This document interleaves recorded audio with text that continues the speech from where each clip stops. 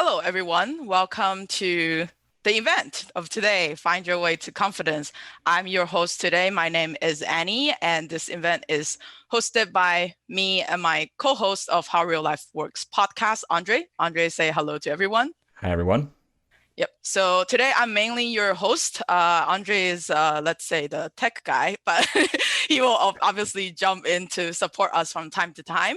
And as mentioned, this event is brought to you by How Real Life Works podcast. We are a podcast dedicated to help students nowadays prepare for their life after high school. As you can see, we synergize with the YWCA very well, which is why we are hosting this event. And usually How Real Life Works operates in Vancouver on the ancestral and unceded territories of Squamish, Tsleil-Waututh, and Musqueam nations. However, How Real Life Works now also operates in Taiwan, which is where I'm physically at. And soon it will also operate in Vietnam because one of our interns is going back home to Vietnam. So it's now in Vancouver, Taiwan, and Vietnam. And today, I won't be your only host. I'm not going to be only the one talking, as well as Andre. We have 4 amazing panelists that's going to join the event today. But also we have all of you participating with us. And from time to time, we'll be asking the chat questions. So feel free to jump in and talk to us, give us feedback, ask questions. We will find time to jump in to kind of answer the questions. But we ask you to please be respectful of one another in the chat. We want this to be a safe and also a fair event. So please be respectful of each other. And keep in mind, this event is recorded. When you leave your names in the chat, you don't need to worry because in post-production, we will remove all of your names from the chat. So feel free to do anything you want, but just be respectful. Don't say anything that's not safe for the event. Be nice to each other. Yeah, be nice to each other. We're doing this for the first time, so.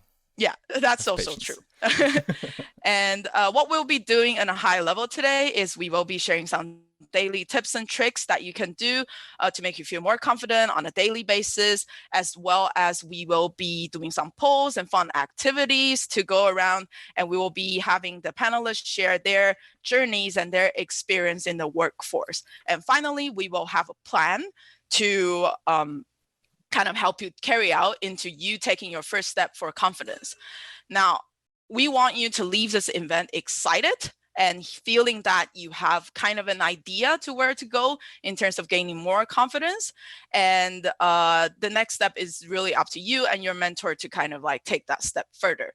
Now, okay, I've been talking for 2 minutes because this event is not, we don't have captions. So I just want to get an idea. Does everyone think I'm speaking too fast or too slow? If I'm speaking too fast, type 1. If I'm speaking too slow, type 2. If I'm just okay, then type 3. So then we have an idea how fast we need to speak. So we'll give it a minute for the chat to respond, and I will move up to the event. So, okay, 3, nice, wonderful. Okay, 1, okay, maybe a little bit slower, mostly 3. Okay, I will respect the 1 though. So the first activity we're gonna do today obviously has to do with our amazing panelists.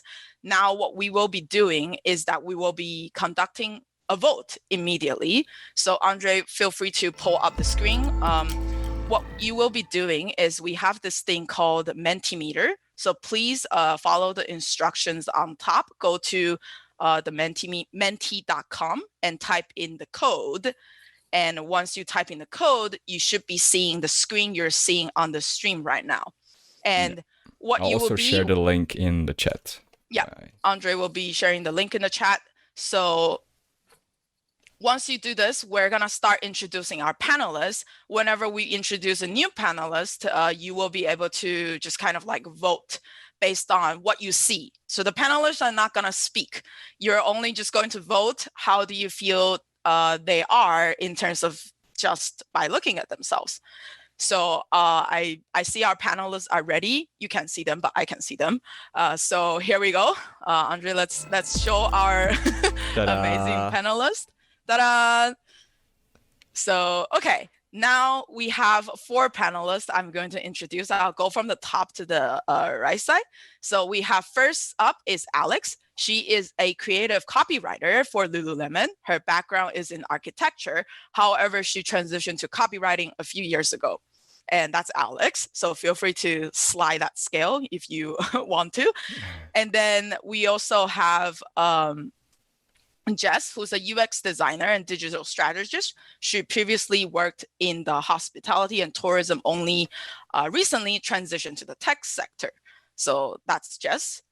And then we have Kelsey at the bottom left corner. She is a structural engineer and actually a co-chair and founding member of the Women in Consulting Engineering Society. So that is Kelsey. And last but not least, we have our healthcare worker. We have Nu, who is a physiotherapist who previously was a manager at the Vancouver Coastal Health Hospital. And she teaches also both at UBC and Capilano University.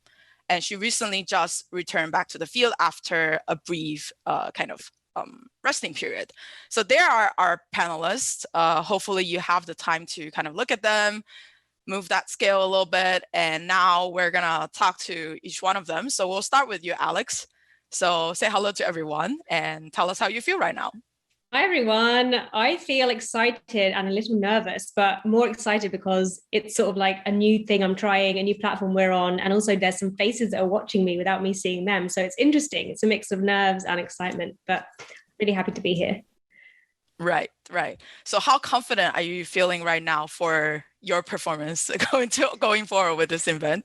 Confidence, I would say I'm feeling pretty confident. I just feel like 7 out of 10 confident right now. 7 out of 10? Try 1 to 5 because that's what the people are voting. I would say 3.8. 3.8? Okay, nice. The audience seems to think you're at a 4. Okay, so that's good.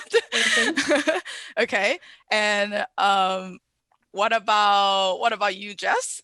We'll move on to Jess. Say hello to everyone. Hi, everyone. Right now, I'm feeling pretty calm.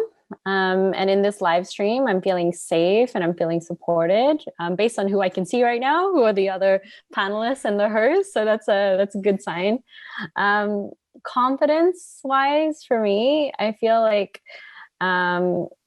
confidence essentially for me, it's feeling that I trust and believe in myself and my abilities. I'm feeling who I am, not feeling any pressure to be anybody else. So tonight I'm on a scale of 1 to 5. I'm feeling a pretty good 4. Nice. Let's see how the audience thinks. Oh, that actually matches. Great. Yeah. That's awesome. Okay. To be precise and to bring a little bit of math to this funny discussion, the average is 3.7, but I'm just running it up for you. So. Oh, okay. So we're all above average right now, which is really great. That's why you all are panelists here. Okay. Okay. We'll move on to Kelsey right now. Hello, Kelsey. Hi. I would say I'm feeling very anxious right now, but it's unrelated to the event. I'm currently putting in an offer on a property. I've been house searching for a month now. So kind of external factors are probably impacting my confidence a little bit tonight. But in terms of the event, I'm really happy to be here too. And I'm excited about chatting about confidence. It's something I've learned a lot about in terms of my own confidence in the past few years. And I'd say right now I'm sitting at like a 3.3 to 3.5. Okay. Let's see what the audience think. Oh, nice. It's also a 4. We're really hitting the bar here. That's nice. And what about you, Nu? Yeah, no, I feel good. It's the beginning of a new work week. It's sunny. I really have nothing to complain about. Started working again, so I'm back to doing what I love doing. So that makes me feel good too. And I'm excited, like everyone else on the panel here for this event tonight. I'm actually really honored you guys asked. And yeah, I feel like a 4. Like I feel pretty good. Nice. Okay. Plot twist. Oh, plot twist. That is a 3. So.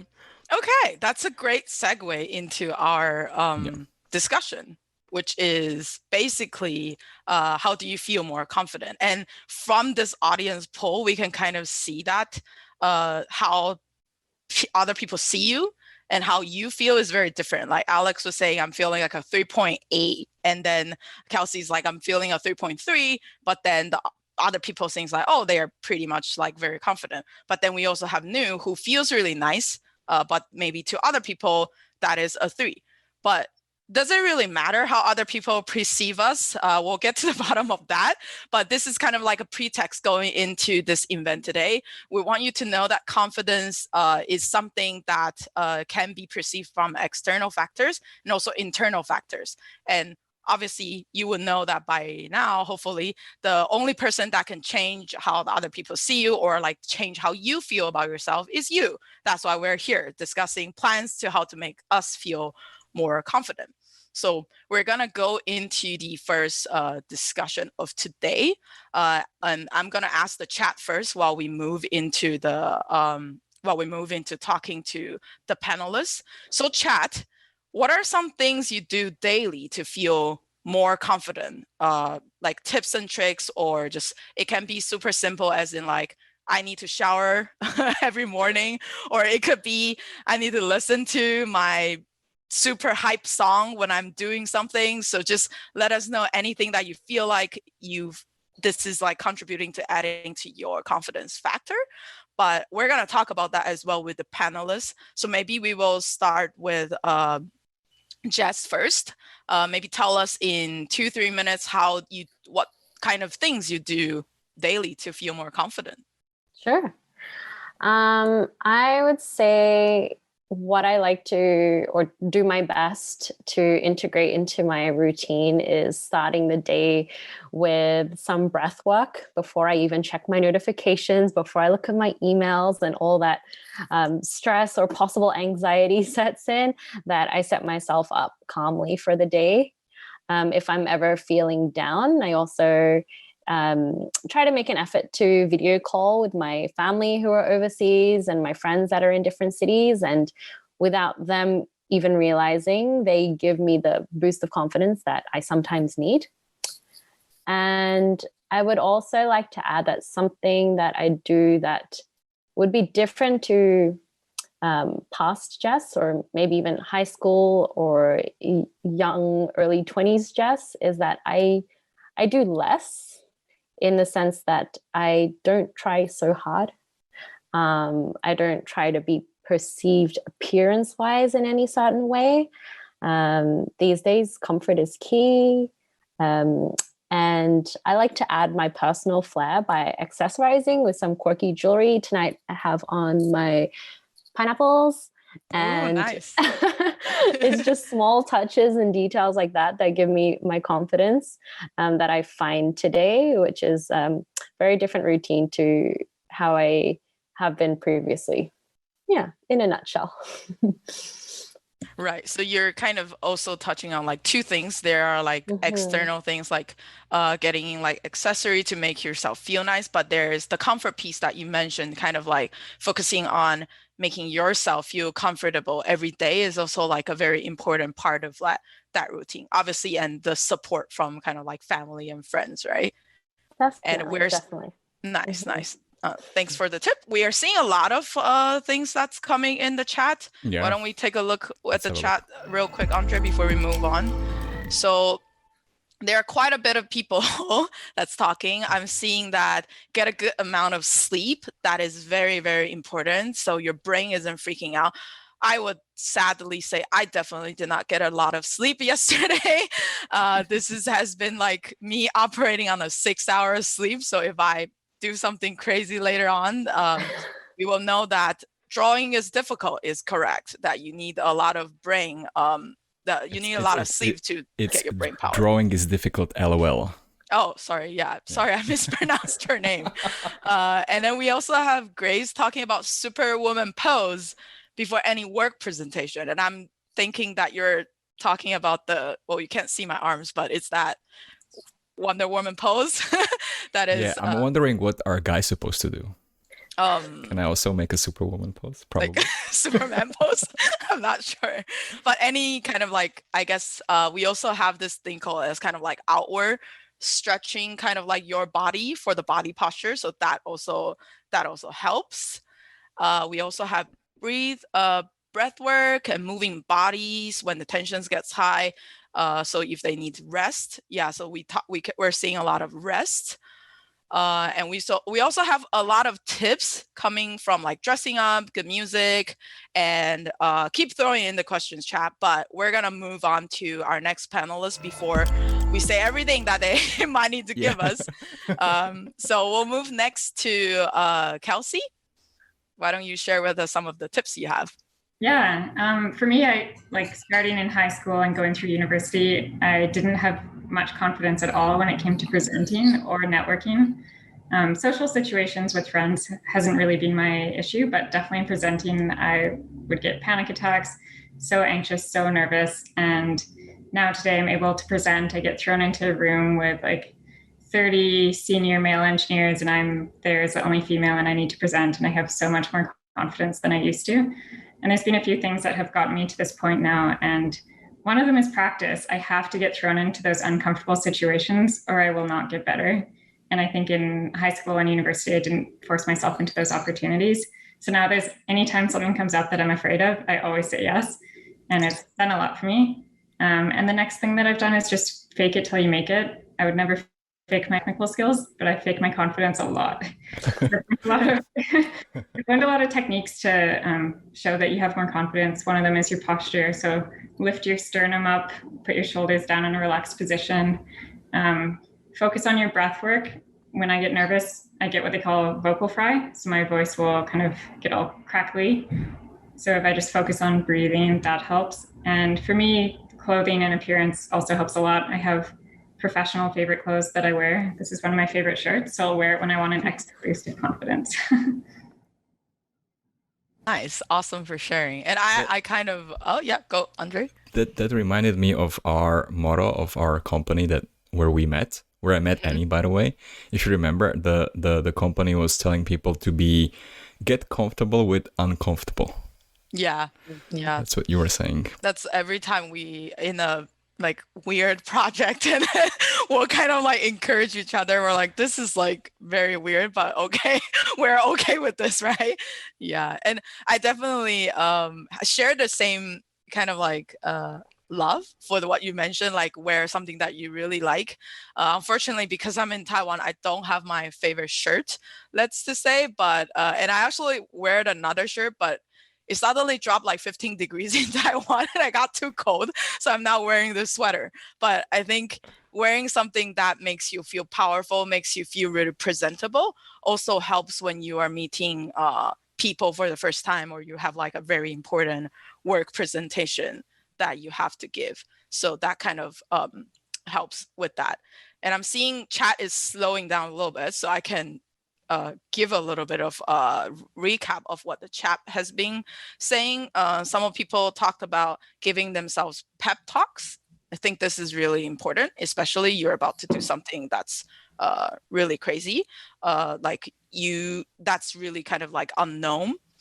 You can kind of remind yourself maybe with similar situations in the past that you have been in the situation of completing something unknown and you are in control, in power, and you can kind of get through this. So giving yourself a pep talk to remind yourself all the achievements that you had in the past is also very, very helpful in that sense. And also we are seeing Joey has said something that's really, really important. Understanding how I am and who I am help me remain confident often. It's a very philosophical and it's easier said than done, but for certain it works. Yes, later on we will kind of touch on this as well. Confidence is definitely something that you will build as you kind of get older, because the reason of that is exactly what Joey is saying. You're understanding more of yourself. And the more you are sure of yourself, the less doubt you will have for yourself. But that doesn't eliminate doubt completely, because from time to time, we will still fall into the trap. So very, very good tip. Keep throwing in the chat. Feel free to share more tips. And now we will move on to New. Why don't you share with us some of the tips and tricks that you do every day? Yeah, I think it's a lot of people have mentioned a lot of the things, and I think we're all pretty similar in doing a lot of those things. But I think it depends on the situation for me, what situation I'm walking into. So I try to prepare before time. So I think a lot of times knowledge is key. I don't like walking blind into something or being caught off guard. So as much as I can prepare ahead of time, then that just kind of like doing your homework in a way, that definitely gives me confidence, because then at least I'm walking in with some information. Dressing the part really does make a difference for me. And it's not necessarily just dressing up, but it also means dressing down too. It depends on who I'm speaking with, that I need to relate to, that I wear the appropriate clothes so that I can build a relationship with that person quicker. And likewise, talking to that person. So like, if I'm going to be talking to my boss or my supervisor, I'm going to be speaking way differently than if I was, say, speaking to, a coworker. So that in itself. And then, and I really find if I prepare the night before, so that means like getting my lunch ready, getting those kind of things, so that these little things that actually do take up time that can add to my stress if I leave to the last minute, if I can do anything ahead of time, that makes a huge difference for me, so that I can just focus my time and energy on what I really need to spend it on. I would have one tip for you, and I think I have a theory why the chat voted you a little bit lower. I think it's the angle of your camera, because you look smaller than the other people on the camera. So I think that's why. That's actually, my theory. It's okay. I'm actually a really small person in real life too, so it's good. But like, if you angle it, you would look like the tallest woman in the world. Okay. I think just like adjusting camera angle, and now we're getting to like, if you want to appear really confident in your online courses, I guess this is a tip. I think judging from the camera angle, I think Alex probably looks the most confident. She has that halo behind. She's like a halo behind, and then her camera is kind of like from below to up. Although if you're like, it might show your double chin, but this is what when you're like shooting the movies, this is what they call the hero pose. Because like Iron Man always lands, and then they do a shot like from top to bottom, because it makes you look like really big and really tall. So I think judging by the camera angle, Alex might be the winner of the angle over here. Yeah, but I did sort of intentionally do that, because I was like, I know this works. It makes me feel accessible because I'm on a level, but I'm not too superior, and I'm not too sort of like, I'm seeing myself as maybe less than other people. So I was like, I need to think about this. How do I come across? It's like very strategic. I like this. And when I saw the numbers for Nu, I was like, you guys have never heard Nu talking. Like, when she starts talking, like, she owns the room. So yeah. But those are really nice tips. I think planning and preparing is very important, and we're gonna go into the discussion of kind of like how it is when you move into more situations like maybe in the workplace. Like, for example, if you were to negotiate salaries in the future, like knowing all the information, those things can make you speak kind of like more confidently, because like, hey, XYZ shouldn't be this way or that way, so something kind of like that. And okay, now we will go to the camera angle expert. Alex, why don't you share with us some tips aside from maybe angling the camera? Thank you. I feel like everyone raised such good suggestions, but I think I've got a few, but one of them is knowing my audience, a bit like Nu shared. So also coming to this space, how can I appear to sort of be accessible and also create a space of comfort and also share comfortably in my own skin and in my environment. So knowing how people might see me and like tailoring the experience to them, as well as how I will feel to be able to share the most confidently. So it's sort of like twofold. And then on a general scale, I find I'm a person who always lives in my head so much. So I try and do things that get me out of my own head, because my head's full of ruminations and doubts and how that person might think of me. And that just takes up space and energy and doesn't allow me to know who I am and act from a place of I. So I have to do things like go for a walk or exercise to take me out of my head into my body. And I try and do that every day, regardless of if it's like a dance workout, which is my favorite way to move, or if it's like a walk for 20 minutes and get some fresh air just to get outside of my own head. It sort of like allows me to see see the world and notice that there's perspective there, and it's not just me and my problems. And then second, I really enjoy journaling because it allows me to release things in my head and give it to something else, give it to the medium of paper and the pen. It's sort of quite therapeutic. And then it allows me to reflect on what I put down and recognize, like, sometimes my thoughts about myself are quite silly and absurd. This is not very kind. So just like sort of thinking, Alex, be nice to yourself. And then that kind of feedback loop then helps me to build my confidence and notice it's just a tiny voice in my head. So those two things are my main go-tos. And then also recognizing when I'm moving spaces, how I can tailor that experience. Those are really, really nice points. I think journaling is something that you won't know the benefits until you try it. I know, like, the chat is probably thinking like, oh, like using pens, like, so outdated, whatever. But I'm telling you, chat, this is like really, really works. I mean, you could also type it up. You don't have to write. It's like a different process for everyone. But recording your thoughts and your reflections, I find that this is like very helpful. And it's also interesting to read back up on to see like your growth. There's definitely, if you don't even have to journal every day, I think, but from a period of time, you would see like, hey, like, look how much I've grown. And if, let's say, I were to write some journals about hosting this event, pre-event, I will probably be thinking about all the crazy things that could go wrong. Let's say like Andre doesn't change the scene, I say something inappropriate, it's recorded, and I'm like, oh my gosh, what to do? Or like I've offended one of the panelists, like all the things that could go wrong, right? Like it's in my brain. But then after the event, let's say, hopefully it goes really well. And then I'm like, oh, that's actually very silly. We prepare for this, we practice for this, and it's totally gonna be fine. And it was fine. So then you can kind of like see that contrast, and this can help kind of build up your confidence after you've gone through this kind of exercise one or two times. And we're seeing, thank you for sharing, all of you. We're seeing something from the chat as well. Drawing is difficult, LOL, is saying, when I get stuck in my head, I squeeze my arm and body to remind my brain that I actually have a physical body. That is a very good tip to kind of kind of like get yourself leveled, I guess, in a way, to kind of remind yourself, hey, you're not kind of like spinning out of control, which I really like. Devorah is saying connecting with the body is really good. She would give herself a hug and a mini massage. This is also very, very nice. And Taylor is saying actually, Taylor just started journaling and reflecting on how her day has been, and it makes her feel more relaxed, which is nice.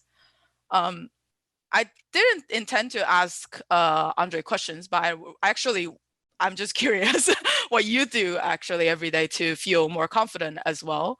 Why don't you share with us some tips as well? I didn't like a anything. Pop quiz for you. Nah. You're like, no, I'm the tech guy.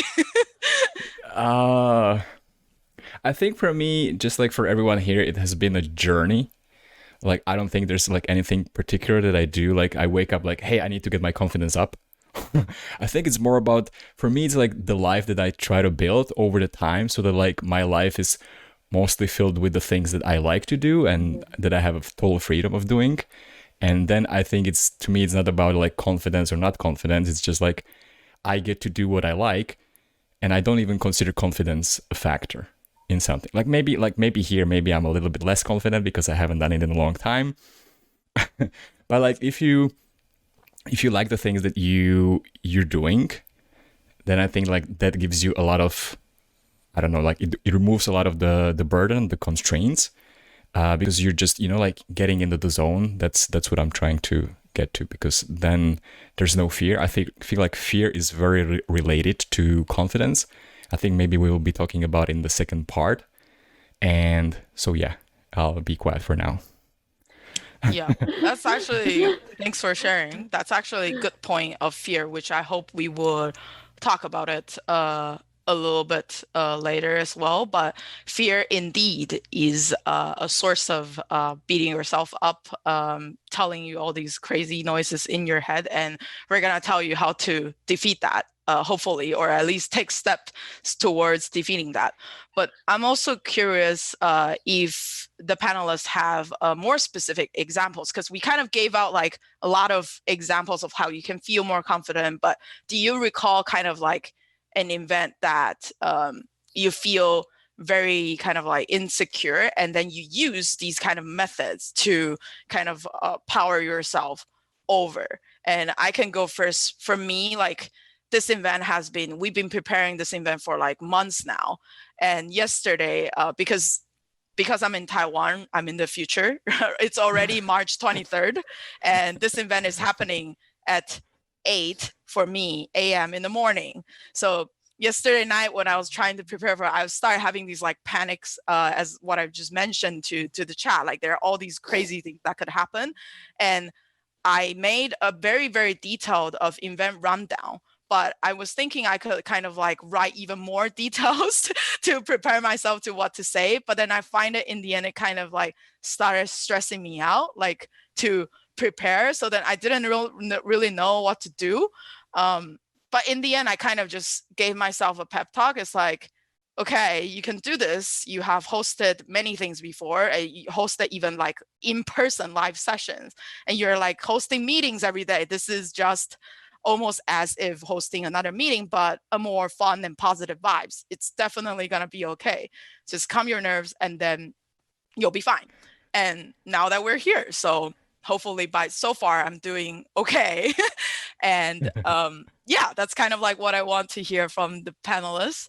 Why don't we start with, I don't know, who has an example? Maybe you are all still thinking, but I'm also asking the chat. So if you have something that you think, like an incident, you have kind of came across this panic mode, and then you use some kind of techniques to help you overcome it, let us know. But maybe I would start with Kelsey, because she was mentioning some really specific examples of like her going into a meeting room with like 30 other males, and she was the only woman. So let's see. That's how I feel right now. Yeah, that's what I was gonna say. You're like almost like kind of like the odd one out at the moment, but yeah. Yeah, and I can remember this first time that I got sent to a meeting solo, and I didn't know that I was going to be presenting I'm a structural engineer, so I was going to be presenting about the structural aspect of the project, and I was really just thrown into it. So in that situation, I almost just like braced myself mentally, and I was like, failure, just like, I don't have to think about that. I just have to do my best. And I gave myself a really good mental pep talk, and then just remembered posture and having a clear voice. And I find being as kind as you can in any situation. People will be very kind back to you. So when I'm presenting and looking out at who I'm speaking to, I'm smiling and I'm looking at them in the eyes, and I'm like, I look excited to talk to them, and then they look excited and engaged back. And that kind of calms my nerves a lot, to see that someone's excited to listen to you. So that would be what I've done in that situation. Another time where the first time I got asked to speak publicly, I was so nervous, like just so petrified of what was going to happen. So in that situation, practice was everything to me. I think I practiced what I wanted to say like 10 times with different people. So friends and coworkers and my boss, just to make sure that I had nailed it. So that when I was nervous and I started to forget elements, at least I would have most of it memorized. So yeah, practicing. Nice. Very, very nice tips. I think always having kind of like a backup, in this sense, the practice is the backup, right? If you cannot kind of like react on the spot to what's going on, at least you have a script to kind of share with that. And how would you say, Kelsey, after you kind of have been put in these situations, like how many times do you start to feel a little bit more confident in attending meetings? Is that still kind of like something that would make you nervous? No, I rarely get nervous now going to meetings, and a lot of that's because of the people that I work with. But yeah, I've just gone so many years now and gone to so many meetings that I don't get nervous about it anymore. So when I look at where I am now compared to where I was 8 years ago, I wouldn't even imagine that I could be as confident as I am today. I didn't know that you could learn confidence as a skill, and I'm really glad that you can. Nice, very nice. Why don't we go to Jess? do you have something similar or like different to share with us? Yeah, I have a little story. It's not specifically in the workplace, but it does draw on a few of the points that we've talked about in the last little while. So just a little context. I'm from Australia, so things are a little upside down, backwards where I'm from. My story is about Christmas time. It was the first Christmas with my partner's family. He's Canadian. He's from Vancouver. And my first Christmas with his family was very, very overwhelming in that there was just a lot of stimuli, a lot of presents, a lot of people talking, a lot of like good times happening. So it does sound a little silly now that I'm saying it aloud, but the Christmases I grew up having were we'd go down to the beach because our Christmas is in the summertime. We'd have a picnic or a barbecue, and then the rest of the day we like take it pretty easy. So my first Christmas with my partner's family was very overwhelming for me, and I started panicking. I took myself out of the situation. I reached out to someone in my support system. So I called up a friend in another city. She got me breathing. She got me to do some jumping jacks and to shake my arms out and wiggle, and told me that what I was rambling on about, which was like, oh, they're going to think I'm weird, and all these silly things I was saying were silly. Got me grounded and asked me to get myself a glass of hot water, and then I calmed down and I was able to join in the fun again. And it was just having to reset in that whole physical sense by reaching out to someone that I could trust in my support system. So yeah, a little Christmas story. Yeah, holiday gatherings for the first times are always very nerve-wracking. And I like there's like 2 tips that we shared earlier, right? Like connecting with your body, and also kind of like actually there's 3, like reaching out to your friends for support system, and then also like kind of getting rid of that crazy noise that's inside our heads telling us like all these things that's possibly not true. So yeah, I'm glad that you shared that story. And what about you, Alex? Do you have a similar or different situation? I would say I could speak from a work sense, because for me, I've felt probably less confident at work in my life compared to socially, and in my personal life, I feel quite confident in that sense. So for me, work, I feel like sort of where I have to be on stage and sort of come across as an expert, or at least put recommendations forwards and come up with kind of big things that might be perceived as maybe too ambitious or not ambitious enough. And it's sort of like creativity for me is part of my identity. So it's sort of a very personal share and part of my day-to-day. So it's sort of, if I get bad feedback or people don't receive it well, I take it personally. So I have to really manage that, especially if I'm presenting to sort of senior folk. It becomes quite intimidating and daunting. So I have 2 tips, and they've helped me present or be in meetings with senior people. And that's always think about their experience. I've always had to think, what do they come to the meeting for? And what are they trying to listen for? They're not here to judge me. They don't care about me, essentially. They want to know about the conversation, the idea, the solution. And so if I try and remove it from myself, it makes it easier to put that gap there. And then I don't feel so sort of personally attacked or on show. I just have to think about delivering the right information and with pizzazz and a sort of a smile and energy that they can receive it in. So it makes it comfortable. But if I focus on my nerves and on myself, then I'm naturally going to be more tensed, and it's going to be a less organic interaction. So I have to remove that from me. That's my first tip. So thinking about their experience and what they're here for. And second to that, and possibly more conversely to other members in the room, I don't like to prepare. I don't really like to practice, because I find if I practice too much and if I lose a train of thought, I can get confused trying to catch that, and then I'm like in a mess and frozen. So I have to do it from my heart and authentically. If I've got an idea in my head and I know it well, I have to trust that when I go into the room, I can share from how I'm speaking to friends and family, and it makes it a lot more organic than just trying to, for me anyway, getting muddled by what I practice, and it feels more robotic. So I have to kind of connect with self a bit and have a conversation rather than seeing it as a bit bigger thing than it is in my head. So sort of lessening that by just thinking about it on a human level. We're hearing like thank you for sharing. We're hearing very contrasting two kind of approach. Like the Kelsey's approach is kind of like preparing, make sure you have a backup plan, whereas Alex is like, I can't prepare too much. And I think this is more related to the previous comments of like finding out who you are as well. I actually kind of go back to the previous story I just shared, like me freaking out last night of like all my event rundown, is because I think while I was preparing for this event, I try to record every detail as possible because I wanted to do well. But I kind of forgot like that's also kind of contradicts with how I work, because I'm actually more similar to you, Alex, in the sense that I cannot prepare too much details, because if there are too much details, I look at it and I cannot focus like in the moment, and then I start panicking. It's like I don't know like what I'm supposed to do. Especially like PowerPoint slides, I would need to know kind of like the big points of what we're saying, and then I can kind of just trust I can say it from the heart. So that's also kind of like I would encourage every one of you, if you have presentations at school, you can try different methods, and it's a process, right? Like Andre was saying, confidence is a journey. Are you the type of person that needs to prepare super like well prepared and then you can kind of give a speech, or are you the type of person that needs to know the outlines of the presentation, then you can kind of speak it authentically in the event?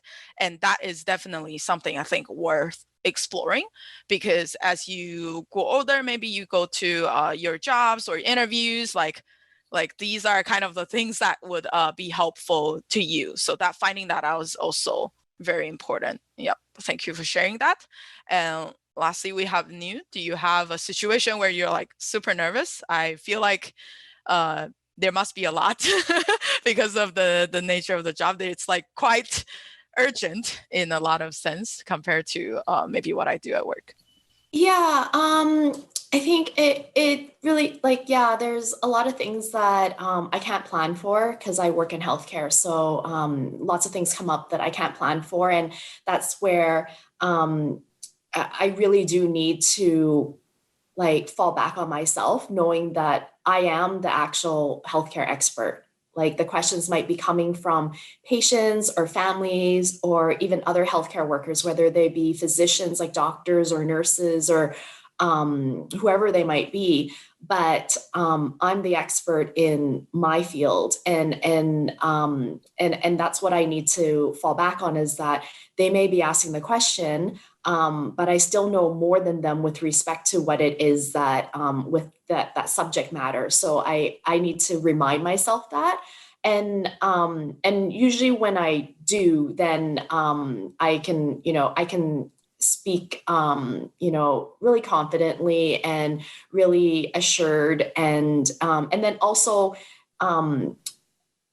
a lot of times when they're asking, especially patients and families, I find they're asking because they're wanting someone confident to give them an answer or to speak to them confidently, because they're actually placing their trust in me providing care for themselves or their loved ones. So if I don't come across as confident, then they're worried about what treatment they're getting. So for me to have confidence is actually not just for me, but it means a lot to the person that I'm delivering that care to, because they're really relying on what's going to happen to them or their loved ones. So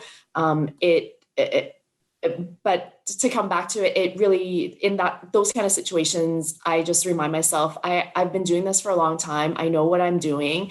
I've gotten good results, and I'm dealing with humans who are very, very different from one person to the next. So what works in one case doesn't work in the next, and that's totally okay. And you work together with that other person in order to come up with the outcomes that you really want. So it's okay it's not necessarily wrong. It's okay that you didn't get to where you wanted to be right away. So, and I'm totally okay with that. So that helps. Yeah. Nice. Thank you for sharing. Yeah, it definitely is very different when comparing to like the other workforce. And I think that's like, hopefully we will discuss a little bit more like related to like our jobs and how confidence are. We are seeing a lot of great things in the chat. So why don't we quickly go over to the chat, Andre? There are some really nice things.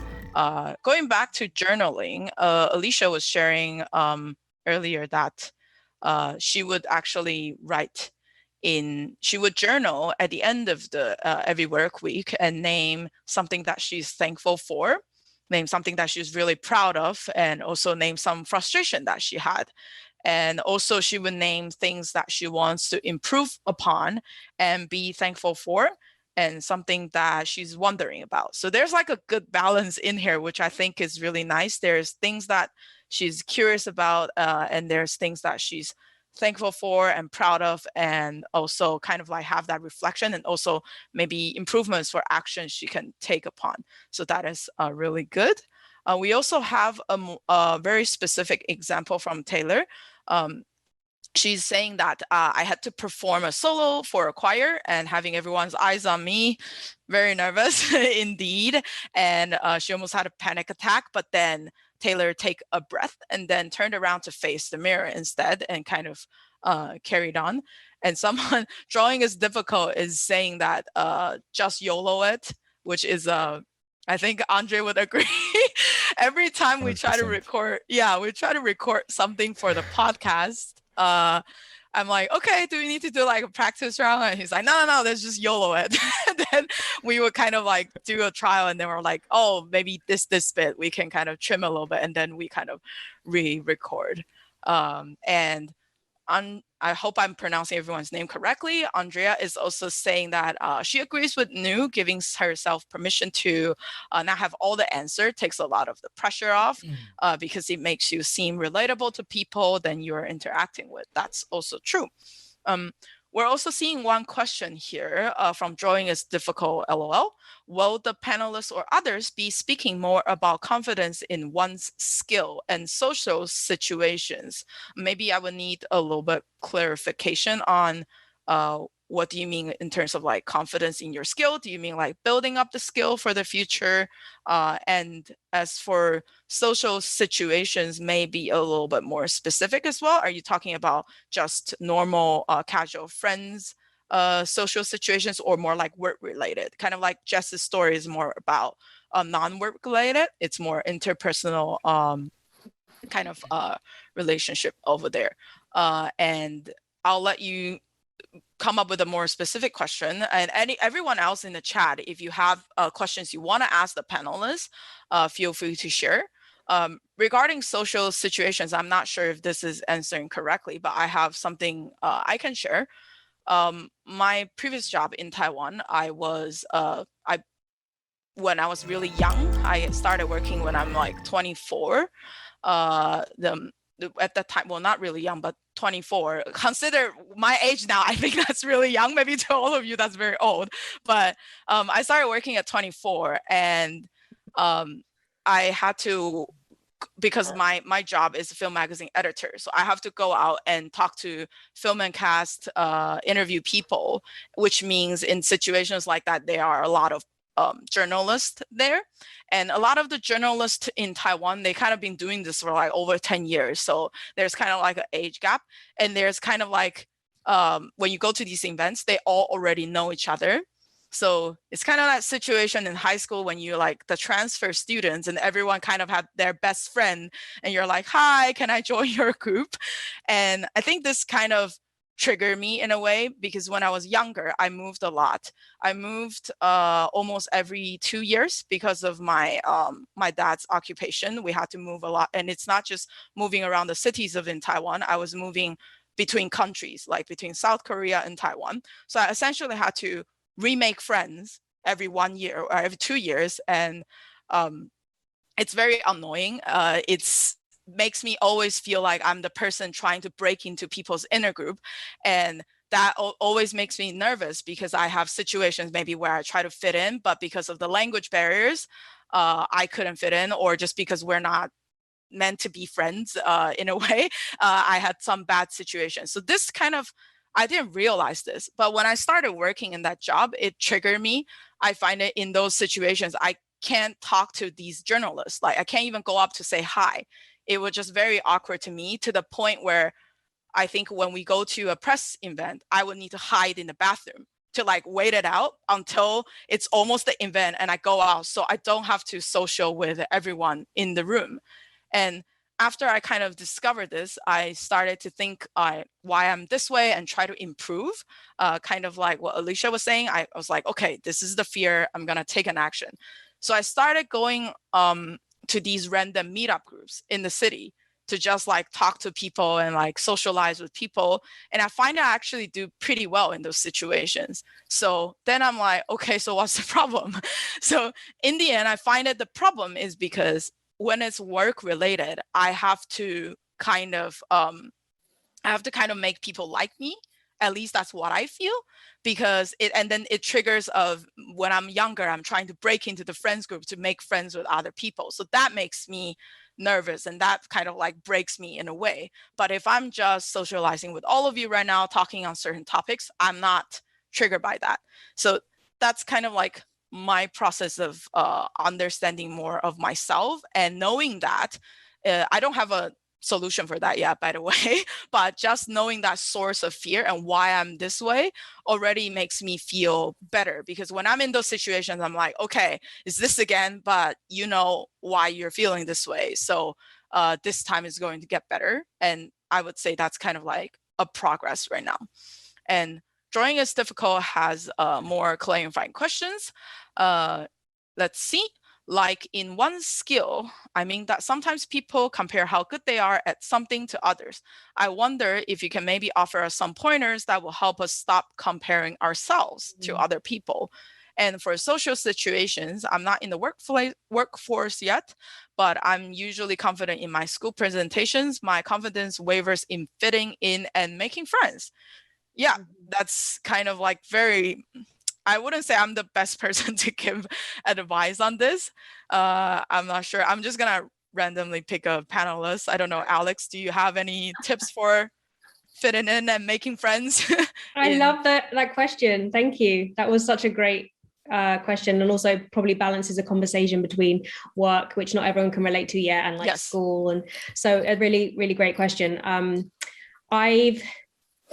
I'd say something that has really helped me in my personal growth journey is I think two things that might help answer this question. Everyone is so unique. So like how I got to where I am now is so different from someone else's, how they got to where they are, their story, their background, the barriers they faced, the experiences in their families, what they've overcome, their joys, what they love doing. And it's so hard. And when you know that, and when you really believe it in your head, and it takes a while to really get there, and you kind of think, this is who I am and only I have this story. It makes it so hard to compare like myself with other people, because they've not been through what I've been through. And like the beauty and the kind of curse of that is that it's like great, because I can bring so much insight from my story, which is unique to me, and someone else might not be able to speak to that. And so through my art, through my social skills, through my nervousness, through my confidence, it's sort of like all me, and trying to compare myself to someone else's doesn't really make sense, because they don't know where I've been and I don't know where they've been. So it sort of illuminates and shatters that sort of like competition element. We're not competing, because we're all just our own individuals. And then sort of holding that in my mind has helped in many situations, both in social, meeting new people. I moved to Vancouver and I found I had to really try and make friends and fit in. And I found it's really difficult trying to fit in and find a sense of belonging here. And what I've learned is that I won't find my people, and I won't make friends with everyone, and that's okay. I think I always assumed that I'd always have friends and it's so easy to do, but I've actually come to a place in my life where this has been the most difficult, and I've accepted that it's just sometimes harder to make friends and fit in, and I shouldn't take that personally or accept that as a rejection. It's just that I need to keep going, and eventually I'll find my people and then it will work. But all I can do is just keep trying. So it's sort of like holding that as a truth too, and that kind of lessens the pressure on oneself. Yeah, that's the maybe unfortunate news for everyone. Making friends doesn't get easier.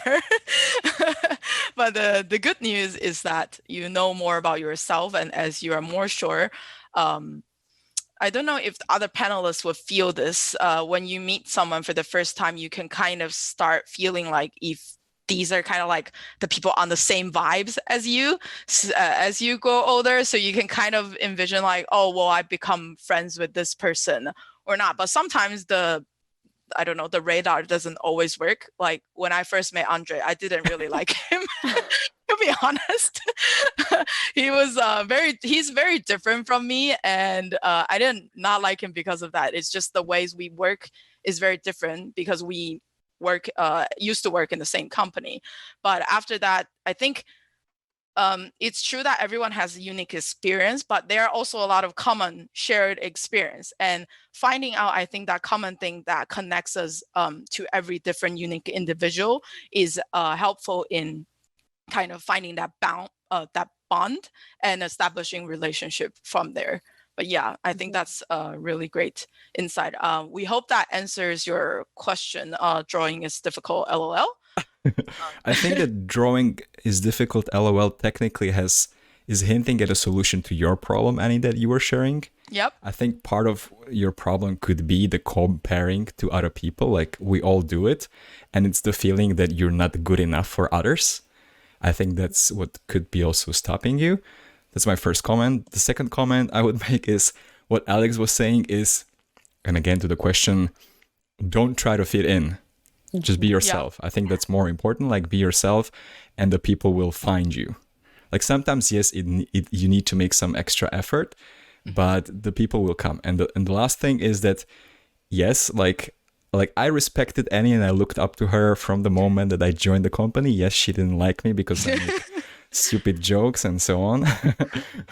But eventually we found our way together through work, I would say. And yeah, and I know that I was super, super uncomfortable around her. Like I couldn't be myself because I was comparing myself to her. I saw her like on this pedestal, like she was the best employee in the company, and I was like this rebel, doing things differently. Like everybody looked up to you, like you had the respect of everyone. And I was like, I couldn't be myself, and I don't know. Then we started working together, and it got better. And then Andre started seeing all the typos I write in my emails, and he's like, no, illusion shattered. Yeah, I think it's definitely the comparing would make us kind of like feel smaller, because it's also kind of like nowadays with social media and stuff, right? You're kind of seeing people through a filter. They are presenting to you their best self, whereas you know about all your insecurities and all your faults, but you don't know what's happening in other people's lives. So that definitely can kind of draw that in there. And I think have one more thing. Okay, go. Yeah. So since we're giving people like different alternatives, I know that Kelsey was mentioning the thing, fake it till you make it. When it comes to being nervous, I actually, what works for me, and this is again, you guys might try what works for you. What works for me is actually saying like, hey, I'm nervous as fuck, like in front of everyone. And like people usually sympathize with you, like they can see what you go through. Or the second thing why this helps is that you don't keep this like I'm not nervous, like you're not trying to fake anything, you're not trying to pretend anything, like you're sort of not keeping it inside of your head, but you get it out of the space. And then you can like maybe be present and be more yourself. So that what works for me, like saying like, hey, I'm nervous. Yeah, I think admitting to what you're feeling right now is grounding yourself in a way to kind of remind you that, hey, like this is kind of how I'm feeling right now, and that's okay. We just kind of have to find a way to deal with that. It definitely is helpful to recognize what's happening at the moment and be present, so you can kind of make a way to combat that. And okay, so that's kind of like where our discussion is. And thank you for the chat for contributing a lot to this. Now we're going to move into our second event of today, which is a poll that we're going to ask the chat to do. And the panelists are going to go away from the screen for a moment, and then we're going to look at kind of like the chat. So why don't, sorry, not the chat, the screen. So why don't we pull up the presentation? Yep. Okay, so this is we're back again on Mentimeter. So there are a few questions. One question we would like the chat to do, which is, please rank the professional field you believe being confident is important. So this is the same page as you are previously seeing. You can go to this. There are 4 options. Today we have panelists from different fields of the workforce, and we kind of invited the panelists based on what everyone's preference is when you join the program. So there are a few sectors. We have arts and business, and then we also have... Just a quick note to our panelists, this is where you guys can take a break if you need to. Yep. This is, there's arts and business, there's arts and tech, there's also healthcare, and then there's also engineering. So I think we didn't really explain, Andre, in details what maybe all these 4 jobs do. And previously, yeah, we kind of just introduced it. But to go back, we would like to say today we have Alex, who's on the panel list. She's a copywriter. When we come back from the break for the panels, we'll explain a little bit essentially what copywriting is, but it relates a lot to creativity, and it is part of the realm for marketing. For example, as you saw the promotional email that we share to the event, that is a copy. We would say that professionally. So that needs to be come up with by people, and you need to think about what you're trying to portray for the event. How do we convey that, and how to come up with messages that nicely that connects to people, that speaks what we want to portray for this event. So I would say that's kind of what Alex is doing on the day.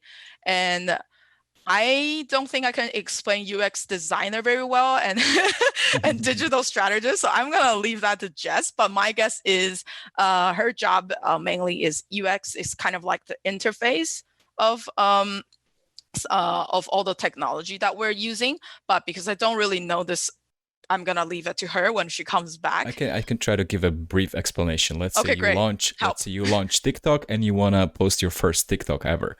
So right now, I think you just press one button, you record your video, then you write you write a text, and then you post the video. So that's a good UX because you just had to press something twice. It's like very, very easy to do something. But if you had to do it like through 10 different things, that would not be a good user experience. Right. So user experience is basically how people feel when they're using a certain software. Right. Very, very nice explanation. And next we have a structural engineer. And this is, I would say, probably very foreign to everyone. And if we didn't know this, but fortunately, we interviewed someone who's a structural engineer in our podcast on season 1. So structural engineer, a lot of people confuse that with architect. And a lot of people also confuse that with other types of engineer. But they are kind of... for every bigger buildings or malls or bridges, we will need a structural engineer. Structural engineers are also required to be there, for example, let's say when you design Disney rides. So they are the ones preventing you from spinning out of the roller coaster, I would say, when you're taking this ride. They would do kind of like safety checks. They consider all kinds of situations like earthquakes and kind of help make sure everything is safe. When we come back, maybe Kelsey can let me know if I listened to our guest correctly, but I'm pretty sure that is what structural engineers do. And then we have New as a physiotherapist, who's also actually part of the healthcare sector. We also interviewed a physiotherapist, and physiotherapist is kind of something that you probably won't know when you're younger because your body is very flexible. If you sleep in a weird position, your neck won't hurt when you wake up the next day. And even if you game for 12 hours on the computer for the same pose, you won't feel that kind of like muscle tension that maybe us adults at like 30 or even older would feel, because we've been accumulating these bad posture for a long time. So physiotherapists are there to kind of help us kind of remobilize the joints and help ours become more flexible or relieve pain. Sometimes you would have patients that undergo some very traumatic events and they can't exercise for themselves. And sometimes that means like getting up from the bed is exercise for them. So these are kind of like physiotherapists works with doctors and nurses, and they kind of try to come up with a plan to help patients return back to our normal mobility, let's say. So that's kind of what they do. And hopefully all of you have time to vote. And now we're gonna look at the results on the Mentimeter. So Andre, let's try to go to the results page and see what the chat thinks. Ooh. Okay, so based on the rankings, we are seeing that people, there's almost a tie there. Healthcare is very important related to confidence from all of your perspective, and arts and business comes in second. STEM and engineering comes in fourth, and comes in third, and the fourth place is arts and tech. So we're gonna start. Oh, never mind. It just changed. Now it's arts and business is more related to confidence rather than, okay, now they're just in tie. I don't know what, like, maybe we'll just have this flop around, but I'm gonna transition back to our panelists so we can kind of start this discussion. At the moment, New has a good angle now. It's better. Yeah. At the moment, I think healthcare, before we switched up, it's still in the lead. So why don't we start with New? Do you think it is very, very important to have confidence in healthcare? From my perspective. Yeah, like I mentioned earlier, it does make a difference because healthcare is a profession where you're not working by yourself. You are working with other people all the time. Like it could be other healthcare professionals or patients or like anyone, students, whatever it might be. So you're always having an interaction with another human being. So, and with that, you do need to portray yourself in a certain way. And for me as a healthcare provider, I do need to give that sense of confidence, or that that I'm knowledgeable, that I know what I'm doing, and that and what I'm there to do, what I can provide to that particular situation. Otherwise, it's hard to get what we call buy-in from the patients or their families, because to have a patient get better, it's not just me working my magic. It's they need to be a part of the team to make it happen. It's not just me doing things to them and then they just walk again. It's they need to be involved, and for that they need to believe in the person that's giving them their care. So I do need to be able to portray that confidence, and a lot of it is knowledge, because they're looking to me as someone who knows what's going on for their situation. So yeah. Right. So in this way, it's kind of like you need to be the subject matter expert in your field. And would you say that is kind of like where your source of confidence comes from in your work field? Like it wouldn't be like, I guess in this case, what we were sharing earlier, maybe changing your appearance or something that doesn't really help. It really has to come to like very specific, like knowing what you're doing. I think it's a combination. It's definitely knowledge, but at the same time, it's how I portray myself too. So, I mean, if I come into work looking all disheveled, and if I look like I'm disorganized, I'm disheveled, and I don't take care of myself, I don't think anyone else wants me to take care of them. So, I whatever I want them to believe that and participate with me, then I need to also come to the table that same way to show that we're both partners in it. Otherwise, I don't find it works that well if I, come in just unprepared. But let's say I have all this information in my head, no one's really going to believe me if I don't present it in a fashion that shows that I know what I'm talking about, and that there's a conversation that can happen. So I think it's a whole bunch of things. Because you're dealing with people, I don't think it's one thing. There's so many different factors, and what works in one situation with one patient doesn't work with another. So you have to be able to adapt it for who it is that you're speaking to. So, if I was speaking to an elderly person, I'm going to automatically call them Mr. and Mrs. So-and-so, whatever it might be, because I'm showing them that level of respect right there, like recognizing it right there. Whereas if if my patient is a 19-year-old, a 19-year-old girl, I'm not going to call her Mrs. So-and-so. I'm going to call her by her name. Like, yeah, Annie. Yeah. So my name's New. I'm your physio today. So you kind of have to adapt it in certain ways. And if I'm working with patients who, say in Vancouver, who are from the downtown east side. So, maybe either homeless or have mental health issues, I'm not going to be doing fancy words and whatnot. I'm going to, really try to speak to them in a really relatable, everyday kind of like hangout kind of tone, as opposed to how I would talk to the physician. So yeah, I think you have to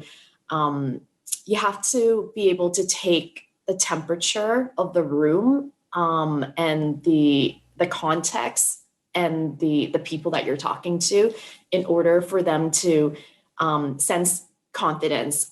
Because if I'm too fancy with someone who I don't need to be, it might not come across as confidence. It might just come across as being arrogant. So you have to be very careful in how you deliver it so that it's taken the right way.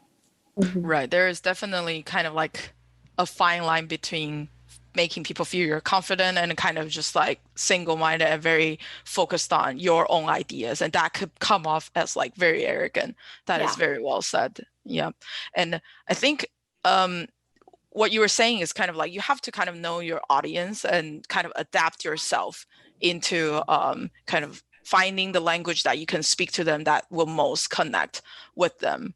And that's that can be helpful in that situation. And I think that is very similar in the case for your work as well, Alex, like writing a copy that or like coming up with like marketing ideas, you have to kind of essentially know your audience, right? And we were seeing in the poll earlier, this is the second. How do you actually, let's say, gain confidence in this field? And for you, it's even more interesting because you actually were studying architect before you transition to this. I feel as a creative copywriter I feel like I've had to be really confident because it's like the ability to work with lots of different people all day and every day, because 1 minute I'm presenting to like a creative director who's like done some amazing work out in the world. And then I have to be confident to sell my idea to him. And then that gets made into a video. And then we work with models. And it's like, there's a lot of different people you have to work with and be able to sort of like be in the room with. And I think if you don't feel confident, or if I don't feel I can show up in that space, it makes it all a bit less fulfilling. And then maybe there's like less trust there for next time a project comes along. So I feel like I have to really be confident to be able to present or talk to or collaborate with lots of different people, from like product to the email team to creative directors to people from different backgrounds, because in my line of work, there's lots of different backgrounds, ethnicities, gender identities, and it's like taking into account how to find a common solution together to create a piece of communication that's going to go out to see loads of eyeballs to see. And there's a level of accountability in that. So I think then I can answer it from another POV, whereby I have to be self-confident. So there's sort of confidence in navigating other people and working with them regularly. And then also I have to show up confidently, because if I say something that a customer might read and then feel offended, or might like not feel included by a brand, and or see a video and they've been sort of harmed or sort of like discriminated against, that's my responsibility, because I'm writing something the world's seeing, and it's like a big sort of responsibility to hold, because I don't want to make anyone feel isolated or rubbish or excluded. So I think there's two sides of the coin, and I feel that I have to be more confident than I thought in this arena, working with brands and their communications going out to the world, than I initially anticipated. With architecture, I was only in the study realm. I never was working in it. So I was in advertising since I was sort of graduated. So I can't really speak to that, but I did find Similarly, I was working with a bunch of different people to come up with a solution and architectural design. So I had to still toggle those skills and two sides to confidence. Very well said. I think it's becoming more and more important that the representation piece, right? I think growing up, I don't suppose like there is a lot of representation. Let's say we talk about gender identity, like now more and more countries are kind of putting in the same-sex marriage as like legalized, and we are more and more understanding of like trans rights as well. But growing up, like I would say we don't necessarily have that kind of role model. And as a copywriter, I would assume like these things are very well considered when you're designing the copies or like the images or the videos. Is there any situation at work where you find that kind of is not kind of aligned? Like, let's say you're putting out a video, but that's kind of like excluding a certain group of people. And how do you actually use your confidence to kind of like convince them to kind of change their ideas? I just have to be really well learned and aware in myself. I think being in communications means I have to take responsibility for what I know and like making sure I'm always aware of what might be harmful, and then bringing that up in meetings and when the work's being developed along the way. Because if I'm not vocal, that could potentially mean that it goes out and someone will see it and it won't land very well. It will be really harmful. So it's sort of the more people who are working in communications know themselves, know other people, respect their sort of experiences, the more we can create better solutions. But it just requires people to be vocal and speak up to sort of, champion that. I think it's just down to the people in the team making it. It's really dependent on that. So I guess it's better to have people inside that understand so the outside can be better, Yeah, well said. And I think that's even, it maybe what Alex is sharing doesn't necessarily have to go from the workforce, right? It's kind of like happening all around us when we're in a room, when we're meeting new people, when we're in a social group. If we're seeing these kind of actions that's harmful to a certain group of people, I would say definitely have that courage to speak up, because if we're all included and if we're all comfortable to be in that space, there is obviously more room for more positive things that could happen. So that is very, very important. And I think if my memory serves me correct, and if the poll hasn't changed, the third comes in place would be STEM and engineering. Why don't you tell us a little bit about how you think confidence is important in this field, and which you already touched upon, Kelsey, and also like if there are kind of ways that you feel like people can step into if they're thinking of going into structural engineering, that they can already practice when they're kind of like in high school. And also maybe if my explanation of structural engineering is correct. Yeah, your explanation was great. Like you mentioned, we design bridges and buildings. I personally have been designing concrete residential high-rises most of the time since I graduated.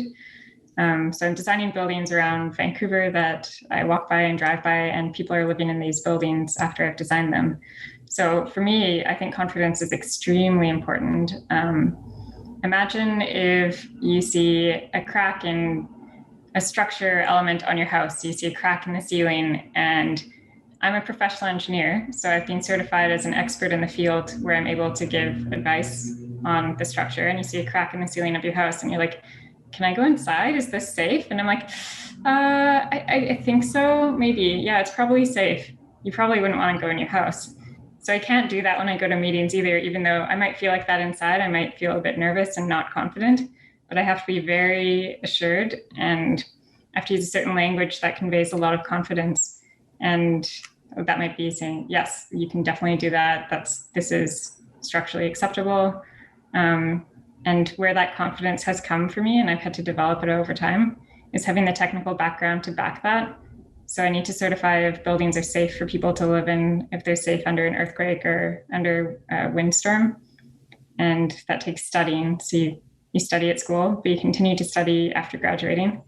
And if I know I'm going to a meeting where I'm going to be asked a lot of questions, I think, what are they going to ask me? And this is why I need to prepare. So then anything that I don't already know the answer to, I'll go to my boss or someone who really does know the answer and find out as much as I possibly can. But of course, there's always things that you don't know the answer to. So I have phrases that I would say if I don't know the answer. So if someone says, can I make this element in the structure this size? Sometimes you really don't know the answer. So I'll say, I have to do some calculations. Let me get back to the office and run the numbers and I'll get back to you. So you don't have to have all the answers, but you have to know to be confident when you have the technical background to back it up, and how to confidently assure them that you will go get the answers when you get back to the office. Mm-hmm. That's kind of like going back to what you were saying earlier, like you have preparation. So even if these are surprises for you, you have kind of a way to deal with that systematically already. Yeah. That kind of like can show that you're not panicking because of this question, and you already kind of have a plan, and that kind of reassures the other end of the person, kind of like, okay, Kelsey knows kind of like what she's doing in that way. It's especially important when you're dealing with things that are in construction. When I have a construction worker call me freaking out about something, I can be confident and calm them down and diffuse the situation and come up with a solution. Right. Is there any buildings you designed that we know and we kind of like, well, now it's quarantine, but we used to walk by every day? There's no like landmark buildings that I've designed in Vancouver, but I have designed like a couple buildings, one at 6th and Fur I designed. I have 2 45-story towers going up downtown Seattle right now. So if you go downtown, you'll see some of my buildings. One of my projects in Seattle, there's a bridge going to be going in across level 34. So that will be a one that changes the skyline. So look out for that next time you're in Seattle. Nice. Hopefully we'll be able to travel soon, and then we can go see your work. We have been quiet in the chat, and that's because we're kind of like focusing on the discussion. We're almost transitioning to our next question because we have Jess to talk about confidence in her field. But the next question is more related to high school. So we want the chat to kind of like throw out questions that you already have. Maybe it could be questions that's related to like how your confidence in your school situations, because we will be taking a memory lane and we'll go back to everyone who's in the panelist right now. We'll talk about high school New, high school Alex, and Kelsey and Jess, and potentially high school Andre as well. So that's kind of like coming up. So if you have questions around like how to feel more confident, like when you're in high school, like specific questions, feel free to throw it in the chat. We're not gonna get to that before we hear Jess's question, because now it's more career related. And before we move on, we'll also ask the chat, if you have specific questions you want to ask our panelists, feel free to throw it in as well. So we'll go to Jess. Arts and tech kind of came in fourth. Like, seems like people don't believe in these confidence, but I have a feeling it's because I didn't explain UX designer very well. Can you start this by telling us a little bit, like what exactly is a UX designer and digital strategist, and how does confidence relate to that and help you in day-to-day? Yeah, definitely. Even to this day, my parents don't really know what I do. They're like, yeah, the thing you do on the computer, right? With the websites. I'm like, yeah. Yep, that's what I do, mom and dad.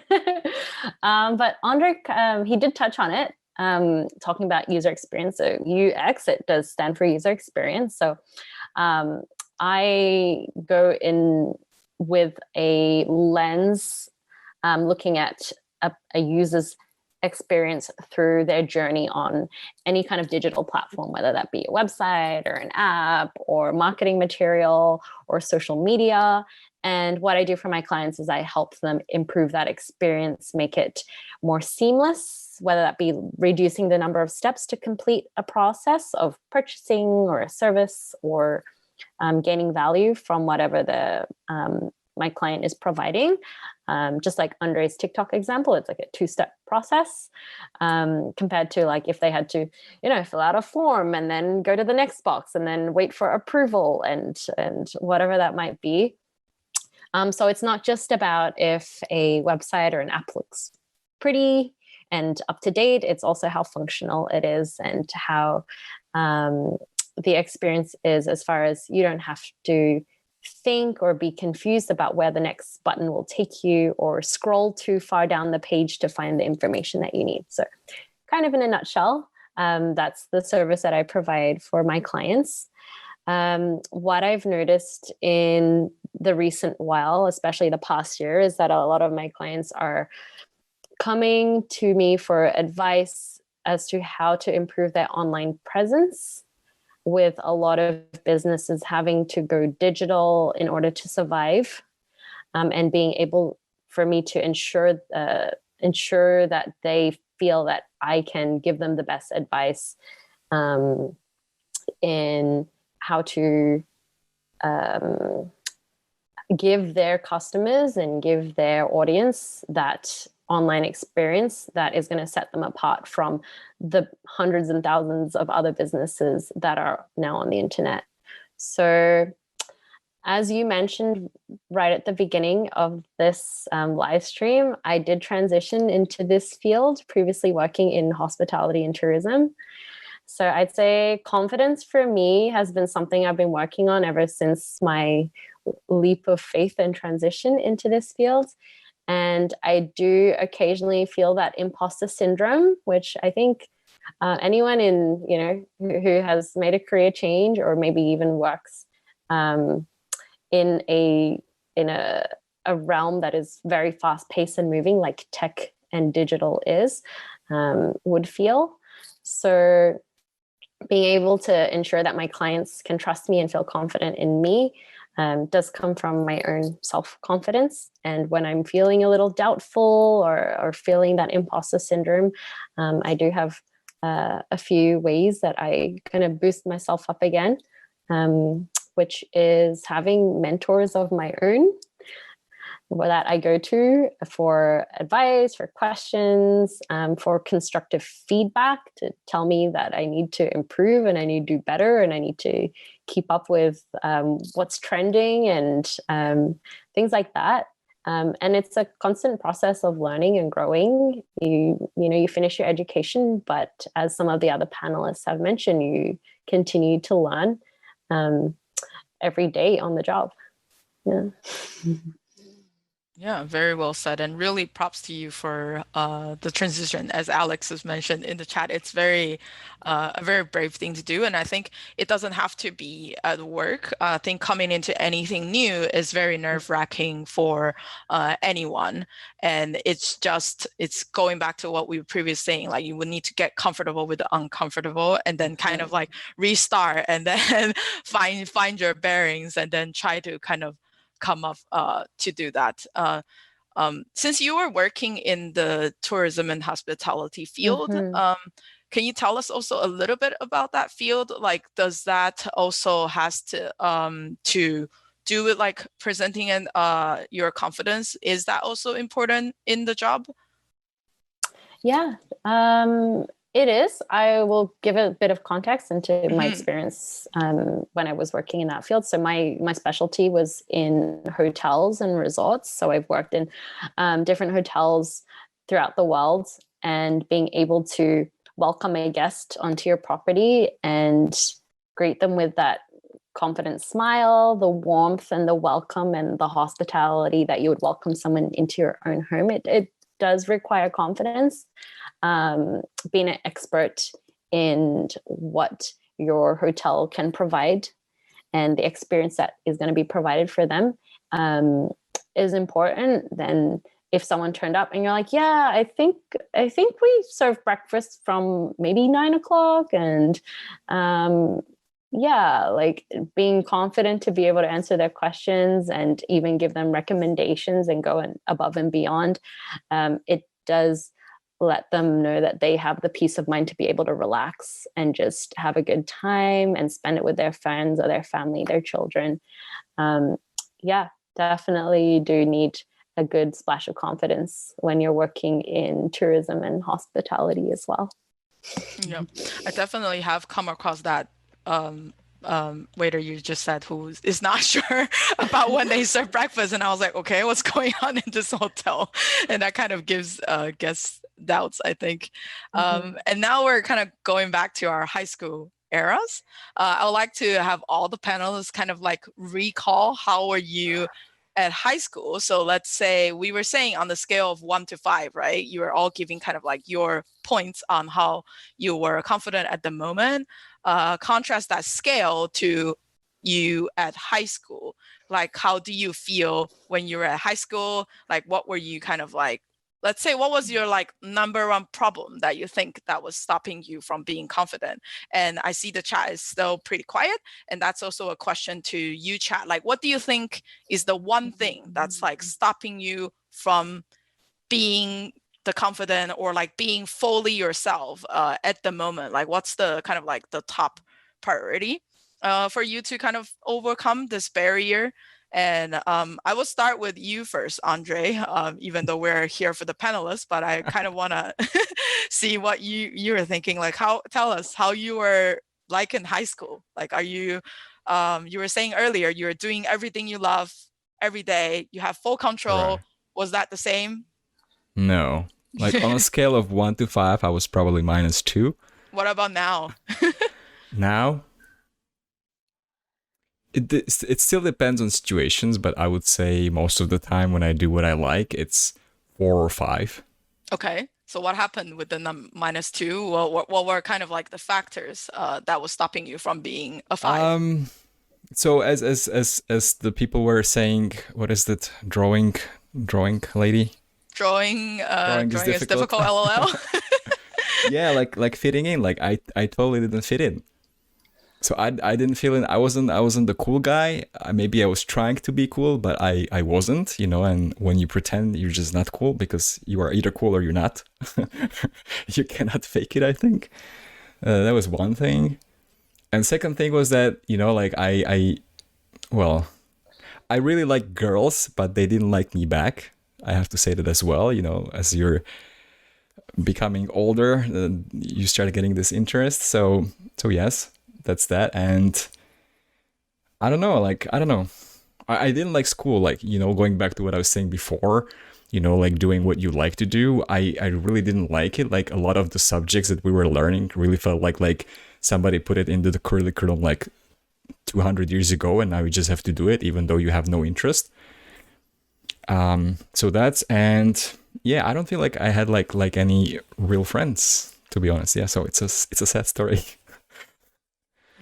But it's different now. So now you're at a 5. So this is kind of like a journey. What would you say is that one thing that kind of changed your confidence level over the years? It's definitely work. So we had this round of questions about work. So for me, it was definitely work, because like when I was at high school, I felt like the only thing that matters was like, are you cool and do you have a girlfriend, or are girls interested in you? But once you get into the real world, it's more about like what you can accomplish. What are your goals? Are you working on it? What can you create? Are you smart? So there are different things that people start valuing once you get older. And I think that's what gave me confidence, because once I started working, I actually had the results, which really told me that yes, I'm actually a pretty smart guy. Like I shouldn't be, you know, doubting myself. So yeah. Right. And that kind of helps you build that confidence, that whereas you were lacking, because before it was like all rejections, right? There's no, you were saying like friendship wise, it's very difficult, and you couldn't kind of like chase the girls that you like there's nothing there. So it's kind of like constant rejection, and that kind of like could degrade a person. But what you can see later on is you have results that kind of like revalidates your values from yourself. And that's very important, I would say. And we're seeing in the chat that drawing is difficult is saying everyone is unique, but everyone is trying to be the same and trying to fit in. And it's really scary. And it feels like if you don't have one of the 5 or so standards of personality, you are an outcast. And from this, I actually want to go to Kelsey, because in pre-event when we were chatting, Kelsey, you were saying you are a very introverted person, and this confidence is kind of like how you build over the years. So how were you like in high school, and what would you say kind of was the situation back then? Like, were you at 3.3 as well, or it's like definitely lower? I think I was definitely a lot lower, and lower like off the scale negative for being put in situations where I'm uncomfortable, like having to have a lot of attention on me. I had minus confidence. in terms of social situations, in a way, I didn't mind being the loner too much. I moved cities a few times when I was in high school, which was quite challenging. Like Annie, you mentioned you've had to do that, where you have to make a whole new group of friends. And eventually, I always did find my people, like the people that I liked being around and that I respected. But it did take a long time to find those people. And I think what I've learned the most going through university and becoming an adult is it's kind of like those unique quirks about you that make you the most fascinating and interesting and likable after you're done high school. So it might be something that like maybe someone like teases you about this interest you have, or like I cross country skied growing up and everyone else downhill skied.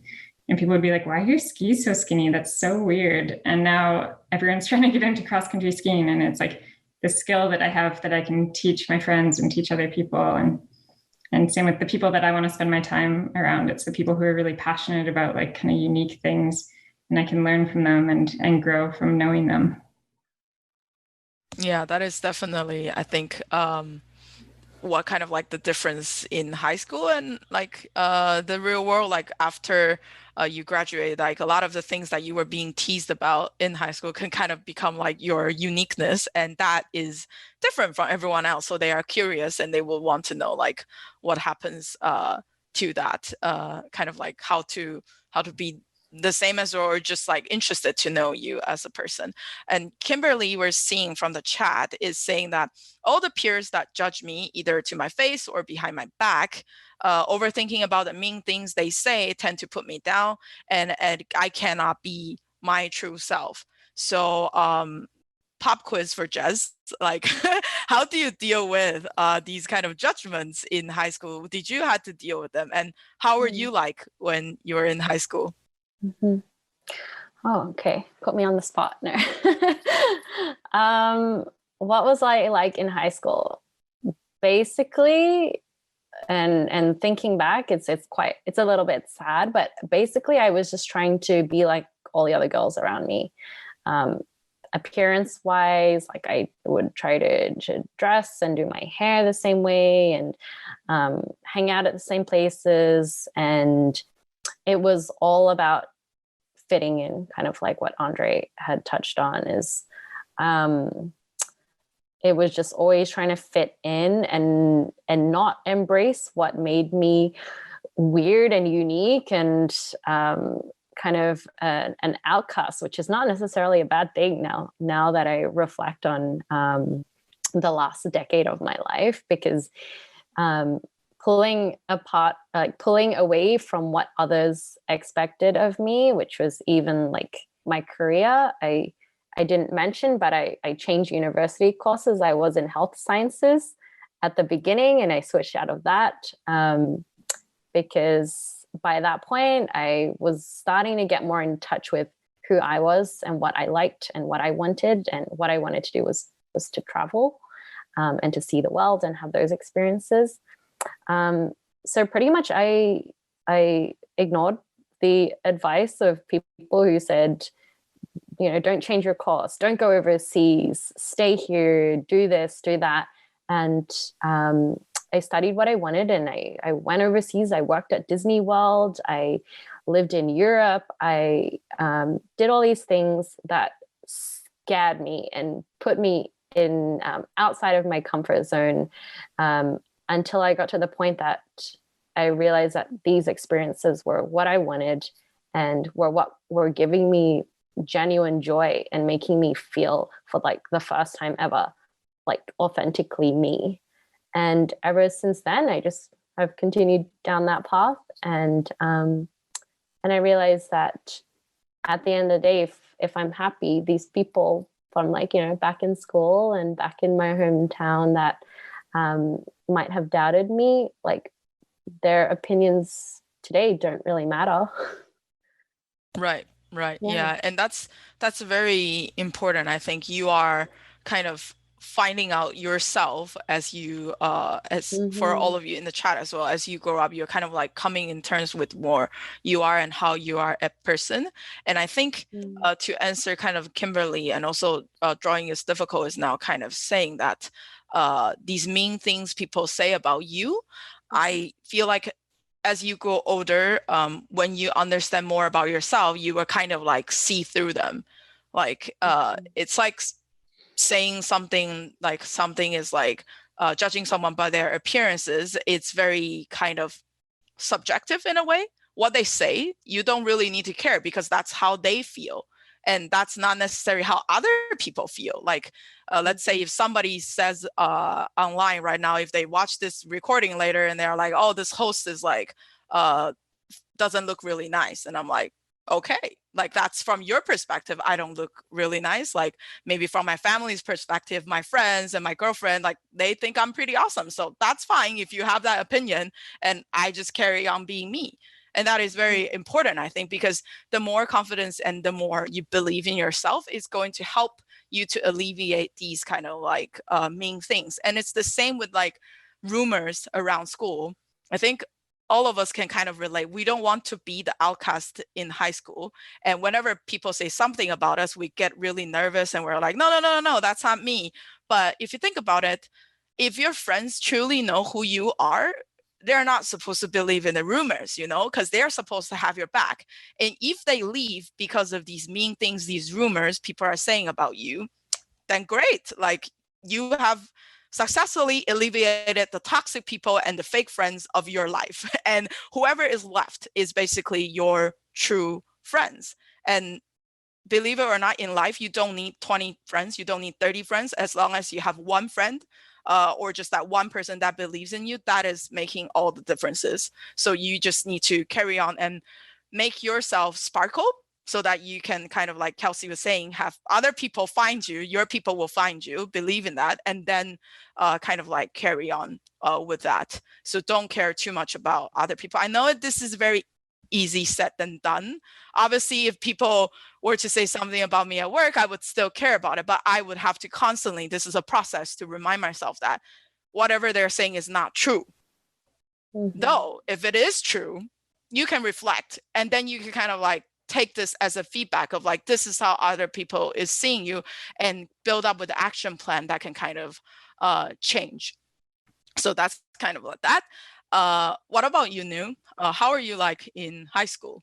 I might be the different one compared to all of you guys. Are you the popular girl? I won't say I was popular, but I was able to travel between all groups in high school.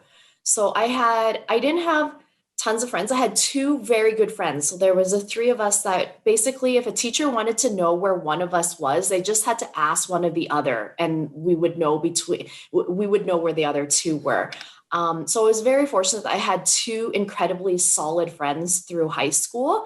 And we all felt the same way, that we knew other people, we were friendly to other people, but we didn't need to make that group any bigger. We were actually really, we were very supportive with each other. And so, I mean, I would say in high school, I was actually a confident kid because, and it goes back even before high school. I was very fortunate to have parents who, in a sense, they were so opposite to what traditional Asian parents are, where they didn't put boundaries on me saying that I'm a girl and therefore I have to do this or that. My dad actually said, you do whatever you want.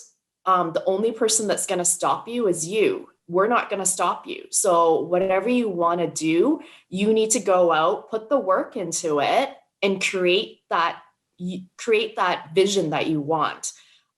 They instilled that in me at a very young age. We grew up very poor also. So they said, and don't look to us to help you because we don't have the means to help you. We don't have the connections and we don't have the money. So whatever it is that you're dreaming that you want, you're going to have to work at it and make it happen. But no one's going to stop you.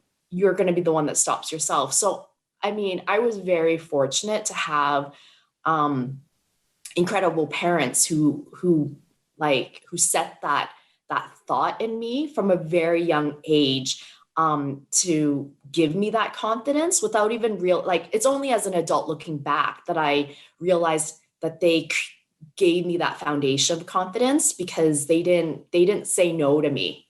when I said I want to do something, like, go ahead.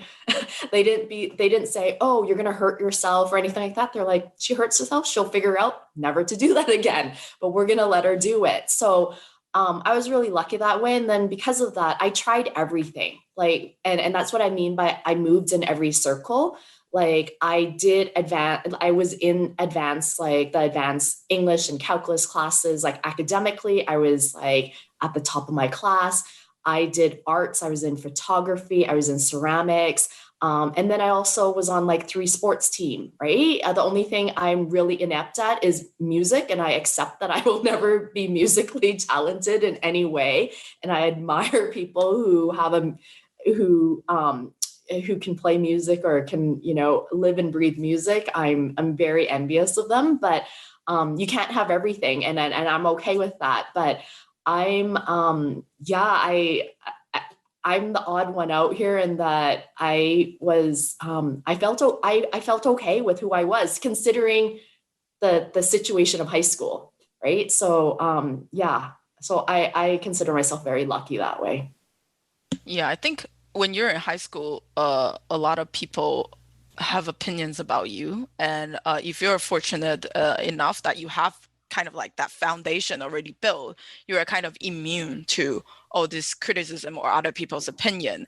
And when I grew up, I'm certainly in high school, I'm the one that's like, oh my God, my friends are saying this about me. It's not true. Like, I'm not like that. And my sister is the one that's fortunate. She's like immune to all of this. And she's like, so what? Like, they say you're stupid. Are you stupid? And I'm like, no. And they're like, okay, so what's the problem? And I'm like, well, but they think I'm stupid. And then they're like, so that's what they're thinking. And she would always kind of like challenge me into this worst case scenario almost. Like, let's say I was transfer student. I was like, oh my gosh, no one wants to be a group of me when we're like putting into group work. And my sister's like, well, because they don't know you, like they don't know what you can do. If they know you're smart, they probably want to be a group with you. And I'm like, but I don't know how to change that. So she would always kind of like say the worst case. So she's like, so what if no one wants to group with you? The teacher has to find you a group in the end. So I'm like, oh, that's so true. So she's in a way kind of like challenging me by saying like, so what if your worst case scenario comes true? And then showing me that in the end, there is a way almost. So that's what like we're moving into like the last kind of question for the panelists. And we want the chat to kind of have that as well. Other people's opinions holds a lot of weight to us, especially in high school. And we care a lot about that because we kind of care about what other people sees us. Is there ever something that you wanted to do, or let's say if we alleviate all of the obstacles right now that you really want to do, but you were kind of like afraid of what other people saying? I'm not sure if drawing is difficult as drawing. Maybe you are, or maybe you're not. Maybe it means like you could draw. And I think earlier, Kimberly was also sharing like you cannot be your true self. So let's say we take away everyone's kind of fear. What is that one thing that you could kind of be doing that you can put in the chat? And we'll also be going around with the panelists and sharing on that.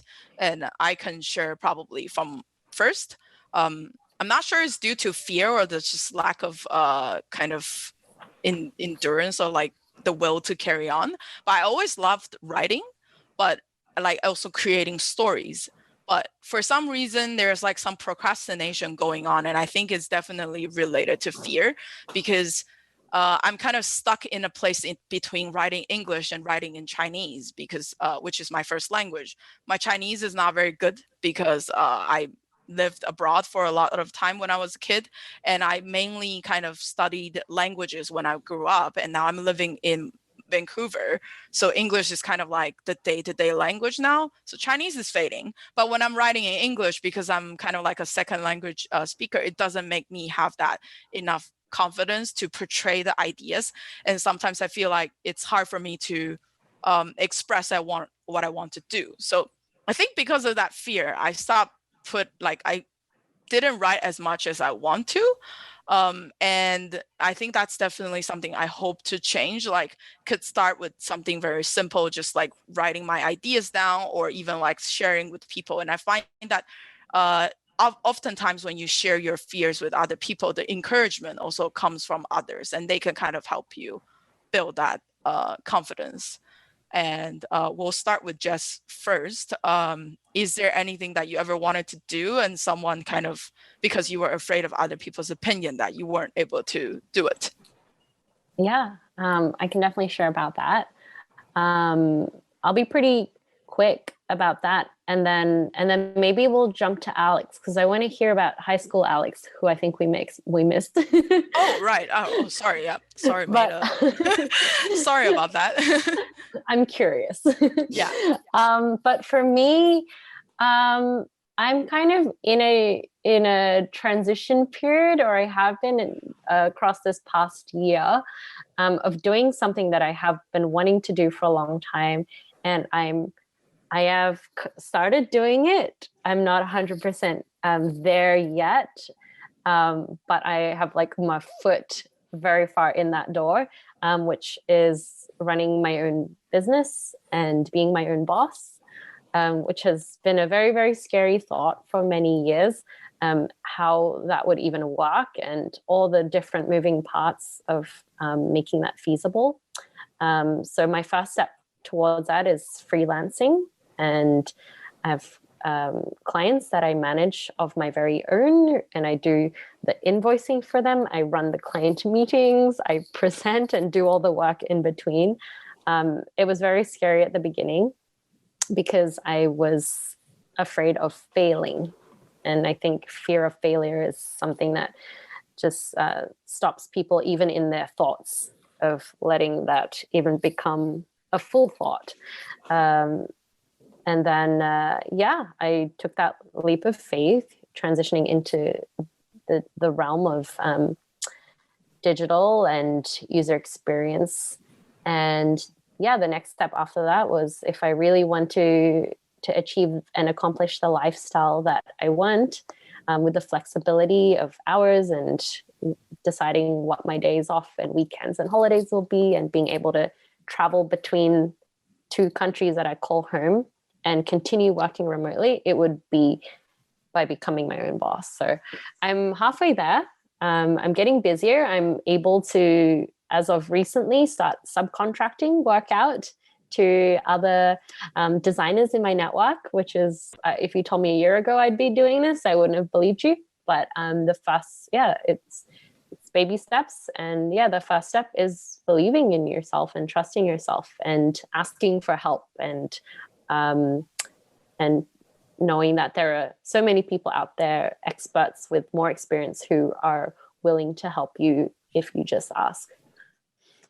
Very nice, very nice. Mm-hmm. That is indeed a very good achievement and a very good goal to work towards. And I'm glad that you're taking that step into kind of like achieving that what you want, and not be hindered by like other people's opinion. And we'll go to Alex. Sorry about skipping you. I think I was like, every time randomizing the order, it just got mixed up. How are you like in high school? And if there's one thing that you were stopped at doing and that you're doing. I feel like in high school, I was confident, but also not confident at all. And similarly now, I'm confident, but I'm not confident at all. I feel like just the levels of confidence have changed in different arenas of my life. And I think it's an ongoing, I'm a student of life, so I think it's an ongoing journey, and I can always be more confident. I know that. I still get nervous in certain situations, under pressure, or in front of a room of people, or where I have to deliver something and people are like looking at me. So I think that's an ongoing journey. I feel like in high school, I was a lot more conscious of people's opinions and what they thought of me. And in turn, I wanted to be liked. So I think I generally floated a bit like New. And then also that sort of, I think I took in other people's opinions more as important than my own and how I felt. So I sort of, my journey to confidence was grasping a sense of self and who I was. And I think that's just something that happens with life, and there's no magic formula. Like, we just get closer to who we are with years, and then we learn what we like and what we don't like. And so therefore, like, when people's opinions are on us, for me, I just learned to be like, that doesn't resonate with me. So I don't need to listen to that or take it personally anymore, because I know who I am more year by year. So I guess I used to be confident in the fact that I went to do all the drama plays and acting, on big stages, and I do sports and art and maths. And and like go to parties outside of school. And it was like I was doing a lot, but at the same time, I didn't feel inside I was like confident. It's a strange thing to sort of explain. And now I feel I have got a stronger sense of self, but then still feel like nervous in different situations. So I think I've just learned to kind of tune out the voices that didn't make me feel good. Right. And then, yeah, what's the last question I could help with? The last question is if there's ever something that you wanted to do, but you couldn't because of other people's opinions. And Alex is like, no. I feel like I'm doing everything. I feel like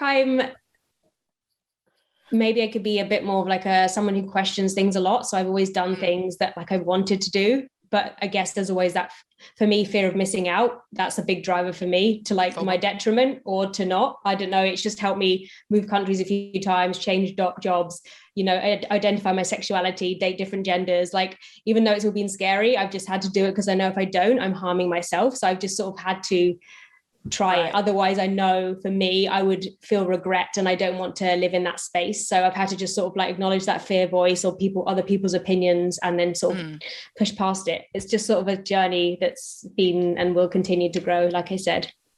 Right.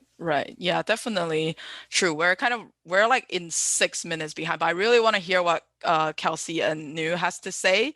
So I'll let them speak and then I'll go to the last event. Hopefully it's gonna be okay. Why don't you go first, Nu? Like how what is there ever something that you couldn't do because of other people's opinion? Yeah, I probably anything music wise, because my family is also very honest. So they did tell me that I was horrible every time I tried a new instrument, and I can't sing and carry a tune, to the point that my niece, when she was 4 and I was babysitting her, I decided to sing and she put her hands over her ears and she said, "Please, it hurts. Can you stop?" So it's very brutally honest when a little child says that. But I have a boyfriend who is very musically talented, the opposite of me. And he's actually very encouraging. He's like, "You just need to practice. You're never going to be an amazing, naturally gifted musician, but you can play an instrument. Like you can play an instrument and you will be able to find enjoyment out of it. You will not be a performer, but just be okay with that." So I've tried several times, and this is going to be the year that I'll be able to play a song. So that's my goal. This is the year. Are you gonna make it in June? Should Deborah ask you to present something in June for the rap party? I don't know if that's gonna encourage people to sign up to the program or deter people. So I don't know if I'm a good advertisement for that. Okay. And what about you, Kelsey? You're the last one to wrap this up. Yeah, it's a tough question. I think the first thing that came to my mind though is team sports. I was always picked last for team sports in school. And I always just think that I'm really bad at sports, but my partner's like, "You're actually naturally athletic. You just don't try." So I think I'm afraid to try team sports. And now as an adult, it's the best way to make friends is to join a sports team. So my partner's been pushing me to join his softball team. So maybe I will be less afraid of what could happen when I join a sports team and try. Yeah, I think sports definitely kind of bonds people because you have that single goal and then everyone on the team kind of every man counts. So that's kind of how people would be kind of bonded. I think sports definitely is a good one. And we're closing into the event, which is very important. So Andre, let's talk about the action plan and we'll show everyone. So not a lot of people has responded in chat of what they are afraid of, but what we're hoping you to do is after this event, you can make a plan with your mentor.